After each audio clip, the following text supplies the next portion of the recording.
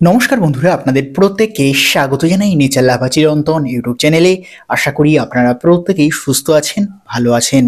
আজ ক্যালেন্ডুলা ফুল গাছের পরিচর্যা সম্পর্কিত অত্যন্ত গুরুত্বপূর্ণ তথ্য আপনাদের সাথে আলোচনা করব। ক্যালেন্ডুলা ফুল গাছের বীজ সংগ্রহ এবং সংরক্ষণ কিভাবে করবেন এ সম্পর্কিত সম্পূর্ণ তথ্য পুঙ্খানুপুঙ্খভাবে বিস্তারিতভাবে এই ভিডিওর মধ্যে দিয়ে আপনাদের কাছে উপস্থাপনা করার চেষ্টা করব। ইতিপূর্বে আপনারা যারা আমাদের এই নেচার লাভা চিরন্তন ইউটিউব চ্যানেলটিকে সাবস্ক্রাইব করেছেন, আপনাদের প্রত্যেককে অসংখ্য অসংখ্য ধন্যবাদ। এখনো আপনারা যারা আমাদের এই ইউটিউব চ্যানেলটিকে সাবস্ক্রাইব করেননি, আপনাদের কাছে একটি অনুরোধ, নিচে সাবস্ক্রাইব বটন রয়েছে, অবশ্যই আপনারা আমাদের এই নেচার লাভা চিরন্তন ইউটিউব চ্যানেলটিকে সাবস্ক্রাইব করে আমাদের সাথে থাকবেন। শীতের মরশুমে যতগুলি সুন্দর সুন্দর ফুল রয়েছে, সেই সকল ফুলগুলির মধ্যে অন্যতম গুরুত্বপূর্ণ, আকর্ষণীয় এবং সুন্দর ফুল হচ্ছে ক্যালেন্ডুলা ফুল। আমরা প্রায় সবাই ছাদ বাগানে বা বাড়ির বাগানে আমরা শীতকালে ক্যালেন্ডুলা ফুল গাছের চারা রোপণ করে থাকি এবং সেই গাছ ধীরে ধীরে বড় হয় এবং প্রচুর প্রচুর পরিমাণে সম্পূর্ণ শীতকালভর প্রচুর প্রচুর পরিমাণে আমাদের ফুল প্রদান করে থাকে। কেবলমাত্র ক্যালেন্ডুলা ফুল গাছ নয়, যত ধরনের ফুল গাছ রয়েছে সেই সকল ফুল গাছগুলোকে যদি আমরা সংরক্ষণ করতে পারি, তাহলে পরের বছরে আর নার্সারির মুখাপেক্ষী হয়ে আমাদের বসে থাকতে হবে না যে কখন নার্সারিতে চারা আসবে, সেই চারা আমরা কিনে আনবো তবেই আমাদের ছাদ বাগানে বা বাড়ির বাগানে রোপণ করব। এই সমস্যার কিন্তু সমাধান ঘটবে যদি আমরা সঠিক পদ্ধতি অবলম্বন করে এই ফুল গাছগুলিকে সংরক্ষণ করতে পারি। বিভিন্ন প্রজাতির ফুল গাছের বংশ বিস্তারে যাতে সম্প্রসারণ ঘটে, সেজন্য কিছু কিছু ফুল গাছের মূল বা বাল্ব সংগ্রহ করা হয়ে থাকে। এর পাশাপাশি আবার কিছু কিছু ফুল গাছের কাটিং বা ডালের ছোট অংশ থেকে চারা গাছ তৈরি করা হয়ে থাকে। আবার কিছু কিছু ফুল গাছের বীজ সংগ্রহ করা হয়ে থাকে। সাধারণত এই ক্যালেন্ডুলা ফুল গাছের বংশ বিস্তার, সম্প্রসারণ এবং সংরক্ষণের ক্ষেত্রে বীজ সংরক্ষণ করা হয়ে থাকে। বীজ বা দানা এই গাছের সংরক্ষণ করে রাখা হয় পরের বছরে আবার এই নতুন ফুলের চারা গাছ তৈরির জন্য। সেজন্য আমাদের যদি ছাদ বাগানে বা বাড়ির বাগানে আমরা এই ক্যালেন্ডুলা ফুল গাছ চাষ করে থাকি, তাহলে সেই গাছগুলো থেকে আমরা খুব সহজে বীজ সংগ্রহ করতে পারবো। ইতিপূর্বেই আপনাদের সাথে আমি শেয়ার করেছি এই ক্যালেন্ডুলা ফুল গাছের চারা কিভাবে রোপণ করবেন, কিভাবে পরিচর্যা করলে এই ক্যালেন্ডুলা ফুল গাছের দ্রুত বৃদ্ধি ঘটবে এবং কিভাবে পরিচর্যা করলে ক্যালেন্ডুলা ফুল গাছে প্রচুর প্রচুর পরিমাণে ফুল পাবেন। এ সংক্রান্ত ভিডিও কিন্তু ইতিপূর্বেই আপনাদের সাথে আমি শেয়ার করেছি। আপনারা দেখতেই পাচ্ছেন আমার ক্যালেন্ডুলা ফুল গাছগুলিতে কি পরিমাণে ফুল ফুটেছিল এবং ফুলগুলো কিন্তু সম্পূর্ণভাবে ফুটে শুকিয়ে গিয়েছে এবং বীজগুলো কিন্তু পরিপক্কতা লাভ করেছে।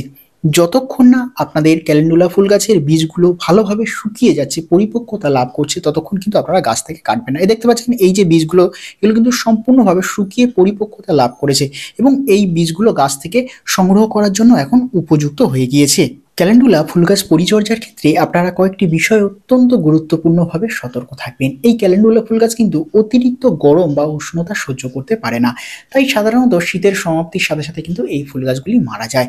তবে আপনারা শীতকাল ভোর সম্পূর্ণরূপে প্রচুর পরিমাণে ফুল পেতে এবং গাছকে সুস্থ সবল রাখতে আপনাদের ক্যালেন্ডুলা ফুল গাছের যে ফুলগুলি ফুটে যাবে, শুকিয়ে যেতে শুরু করেছে, সাথে সাথে কিন্তু সেই ফুলগুলোকে আপনাদের গাছ থেকে ছাঁটাই করতে হবে। বীজ হতে কিন্তু দেওয়া যাবে না, তাহলে কি হবে, গাছ মারা যাবে।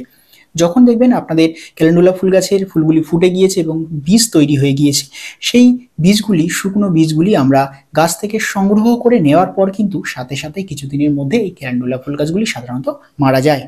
ক্যালেন্ডুলা ফুল গাছ থেকে শুকনো বীজগুলো আমি সংগ্রহ করছি এবং একটি স্থানে জড়ো করছি এবং সেই বীজ থেকে আমি যে বীজগুলো রয়েছে সেগুলো আলাদা করছি। আপনারা ভিডিওটি দেখতে থাকুন। এর পাশাপাশি আপনাদের সাথে আমি শীতকালীন ভোর সংক্ষেপে এই ক্যালেন্ডুলা ফুল গাছের কি কি পরিচর্যা করবেন সে সংক্রান্ত তথ্য আপনাদের সাথে শেয়ার করছি।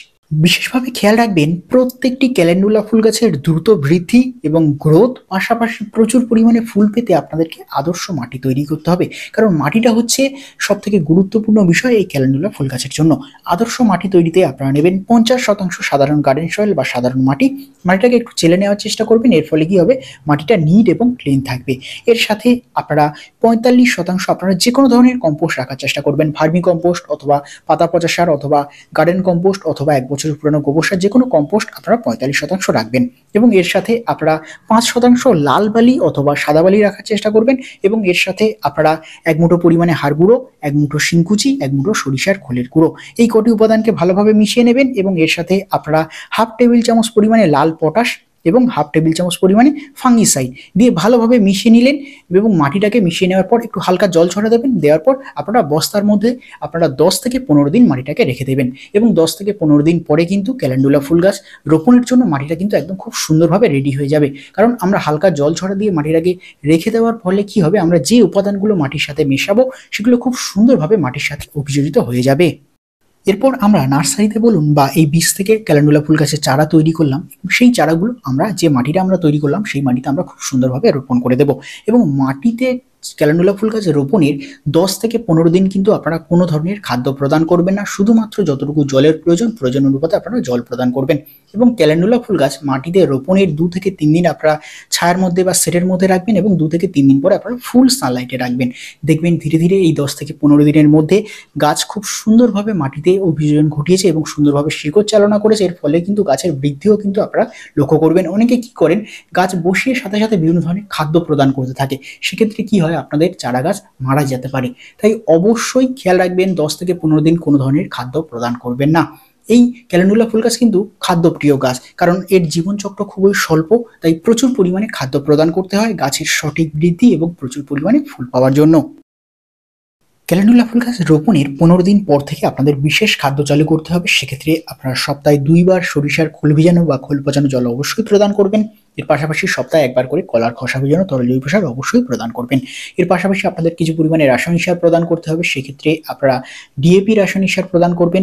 5 ইঞ্চি বা 6 ইঞ্চি টবের ক্ষেত্রে অবশ্যই 5টা বা 6টা ডিএপির দানা এবং 10 ইঞ্চি বা 12 ইঞ্চি টবের জন্য সেক্ষেত্রে 10টা থেকে 12টা ডিএপির দানা। এই ডিএপি সার প্রদানের ঠিক 7 দিন পরে আপনাদেরকে একটি মিশ্র খাবার প্রদান করতে হবে। সেক্ষেত্রে আপনারা সরিষার খোলের গুঁড়ো নেবেন 4 টেবিল চামচ এবং এর সাথে আপনারা নেবেন এনপিকে 10-26-26। এটি একটি অত্যন্ত সুফলা সার, গাছের গ্রোথ এবং বৃদ্ধির ক্ষেত্রে অত্যন্ত গুরুত্বপূর্ণ ভূমিকা পালন করে।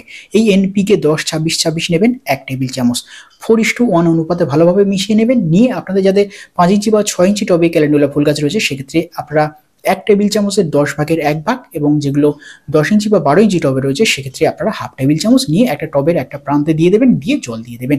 আপনারা 7 দিন অন্তর অন্তর অল্টারনেটিভ ভাবে এই ডিএপি রাসায়নিক সার এবং সরিষার খোলের গুঁড়ো এবং এনপিকে এই দুটো সার আপনারা 7 দিন অন্তরে অল্টারনেটিভ ভাবে এই ক্যালেন্ডুলা ফুল গাছে প্রদান করবেন। এর ফলে কি হবে, গাছের দ্রুত গ্রোথ এবং বৃদ্ধি ঘটবে। এর পাশাপাশি প্রচুর পরিমাণে আপনারা ক্যালেন্ডুলার ফুল পাবেন। এর পাশাপাশি অবশ্যই আপনারা এনপিকে 12-61-0 অথবা এনপিকে 19-19-19 অথবা এনপিকে 20-20-20 1 লিটার জলে 2 গ্রাম ভালোভাবে 5 করে গুলে নিয়ে 7 দিন অন্তরে অর্থাৎ সপ্তাহে 1 বার করে ক্যালেন্ডুলা ফুল গাছগুলিতে স্প্রে করবেন। এই ক্যালেন্ডুলা ফুল গাছে এটি স্প্রে করার ফলে কি হবে, গাছের গ্রোথ বৃদ্ধি এবং খুব দ্রুত হবে। এর পাশাপাশি প্রচুর পরিমাণে আপনাদের ফুল পেতে সহায়তা করবে। এর পাশাপাশি বিভিন্ন ধরনের রোগ পোকা থেকে এই ক্যালেন্ডুলা ফুল গাছের সুরক্ষা প্রদানের জন্য বিশেষ করে মাইট, থিপস, মিলিবাগ, চোষক পোকা, সাদামাছি, এর পাশাপাশি দেখবেন বিভিন্ন ধরনের যে শুঁয়োপোকার আক্রমণ কিন্তু এই গাছে লক্ষ্য করা যায়। বিভিন্ন ধরনের লার্ভার কিন্তু আক্রমণ লক্ষ্য করা যায়। সেক্ষেত্রে আপনারা ডাইমিথয়েড 30% কম্পোজিশনে রোগর প্লাস টাফকর এগুলো ব্যবহার করতে পারেন। এগুলি ব্যবহারের নিয়ম হচ্ছে 1 লিটার জলে 10 থেকে 15 ড্রপ ভালোভাবে 5 করে গুলে নিয়ে আপনারা 15 দিন অন্তরে 1 বার করে স্প্রে করতে পারেন। এর পাশাপাশি আপনারা দেখবেন এই ক্যালেন্ডুলা ফুল গাছে বিভিন্ন ধরনের ছত্রাকের বা ফাঙ্গাসের আক্রমণ ঘটে। বিশেষ করে দেখবেন গোড়া পচা জনিত কিন্তু ছত্রাকের আক্রমণ কিন্তু ঘটে থাকে। সেজন্য আপনারা M45, ম্যানসারসা, বেবিস্ট্রি, রেডোমিন গোল্ড যে কোনো ধরনের ফাঙ্গিসাইড 1 লিটার জলে হাফ টেবিল চামচ ভালোভাবে 5 করে গুলে নিয়ে 15 দিন অন্তরে 1 বার করে স্প্রে করবেন। এই কীটনাশক এবং ফাঙ্গিসাইড যদি কন্টিনিউ আপনারা স্প্রে করেন তাহলে দেখবেন কোনো ধরনের রোগ পোকার আক্রমণ ঘটবে না। আপনাদের প্রত্যেকটি ক্যালেন্ডুলা ফুল গাছ সুন্দর থাকবে, সুস্থ থাকবে এবং যত সুরক্ষিত রাখতে পারবেন গাছকে তত কিন্তু বেশি পরিমাণে আপনারা ফুল পাবেন। যখন দেখবেন আপনাদের ক্যালেন্ডুলা ফুল গাছগুলিতে কুঁড়ি আসতে শুরু করেছে সেই থেকে কিন্তু আপনারা সমস্ত ধরনের খাদ্য বন্ধ করবেন এবং যে কোনো ধরনের একটি পিজিআর আপনারা 7 দিন অন্তরে 1 বার করে স্প্রে করবেন। এর ফলে দেখবেন প্রচুর পরিমাণে কুঁড়ি চলে এসেছে এবং ফুলগুলো কিন্তু ফুটতে শুরু করেছে। এবং বিশেষভাবে খেয়াল রাখবেন ফুল ফোটা যখন শুরু হবে সমস্ত খাদ্য বন্ধ করবেন, শুধুমাত্র জল প্রদান করবেন। এর ফলে কি হবে, আপনাদের গাছের ফুলগুলো দীর্ঘদিন থাকবে। এর পাশাপাশি খেয়াল রাখবেন ফুলের মধ্যে কোনোভাবে শিশির কণা বা জলকণা যাতে না যায়, সেক্ষেত্রে প্রয়োজনে আপনারা গাছের উপরে প্লাস্টিক দিয়ে এটা সেট করে দেবেন। এর ফলে কি হবে, আপনাদের এই ক্যালেন্ডুলা ফুল গাছের ফুলগুলি দীর্ঘদিন থাকবে। এবং এই পরিচর্যার মধ্যে দিয়ে কি হবে, আপনাদের বাগানে বলুন বা ছাদ বাগানে বলুন প্রচুর পরিমাণে আপনারা ক্যালেন্ডুলা ফুল পেতে সক্ষম হবেন। আপনারা দেখতেই পেলেন খুব সুন্দরভাবে আমরা ক্যালেন্ডুলা ফুল গাছ থেকে বীজগুলো সংগ্রহ করলাম এবং সংগ্রহ করার পর সেই বীজগুলো নিট এবং ক্লিন পরিষ্কার করলাম। এখানে দেখতে পাচ্ছেন কিছু কিছু বীজ বড় রয়েছে, কিছু কিছু বীজ ছোট রয়েছে। যেগুলো বড় বীজ সেগুলো হচ্ছে পুষ্ট বা পরিপক্কতা পেয়েছে। আমি এখানে দেখতে চাচ্ছি যে সমস্ত বীজে জার্মিনেশন করা সম্ভব হয় কিনা। আপনারা এই বীজগুলোকে ভালোভাবে গাছ থেকে সংগ্রহ করে নেওয়ার পর নিট এবং ক্লিন পরিষ্কার করার পর অন্তত 3 থেকে 4 দিন বা প্রয়োজনে 5 দিন কিন্তু কড়া রোদে ভালোভাবে বীজটাকে সুন্দরভাবে শুকিয়ে নেবেন। কারণ বীজের মধ্যে যত ভালোভাবে শুকিয়ে নিতে পারবেন তত কিন্তু দীর্ঘদিন এই বীজটা সুরক্ষিত থাকবে। এবং এই বীজ শুকানোর সাথে সাথে আপনারা কি করবেন, কয়েকটা পরিমাণে নিম পাতা কিন্তু অবশ্যই একই সাথে শুকিয়ে নেবেন। কারণ বীজ সংরক্ষণের জন্য নিম পাতার কিন্তু অত্যন্ত গুরুত্বপূর্ণ ভূমিকা রয়েছে। এরপর আপনারা একটি এয়ারটাইট কন্টেনার বা বক্স নেওয়ার চেষ্টা করবেন, কারণ বীজ সংরক্ষণের জন্য এয়ারটাইট কন্টেনার বা বক্স কিন্তু সব থেকে গুরুত্বপূর্ণ। এরপর আমরা বীজগুলোকে সুন্দরভাবে রোদে শুকিয়ে নিয়েছি। শুকিয়ে নেওয়ার পর আমরা এয়ারটাইট কন্টেনারে আমরা বীজগুলো সংগ্রহ করব। এবং এই বীজ সংরক্ষণের পর কি করব, আমরা কয়েকটা যে নিম পাতা শুকিয়েছিলাম সেই নিম পাতাগুলো আমরা এই বীজের উপর দিয়ে দেব।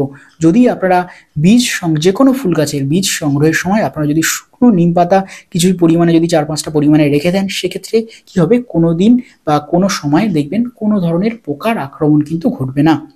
এবং আপনারা এই বীজগুলোকে ভালোভাবে সংগ্রহ করার পর আপনাদের যে রুম টেম্পারেচার বা ঘরের যে তাপমাত্রা রয়েছে সেই তাপমাত্রা কিন্তু আপনারা রেখে দেবেন। দেখবেন আপনারা একটা ঘরের রুমের মধ্যে যদি দেখেন, সেক্ষেত্রে খাটের তলার টেম্পারেচারটা দেখবেন তুলনামূলকভাবে অনেক কম। সেক্ষেত্রে এই বীজের যে বক্সটা বা কন্টেনারটা আপনারা খাটের তলায় রেখে দেবেন। দেখবেন সারা বছর কিন্তু খুব সুন্দর থাকবে, বীজে কোনো ধরনের পোকামাকড়ের কিন্তু আক্রমণ ঘটবে না।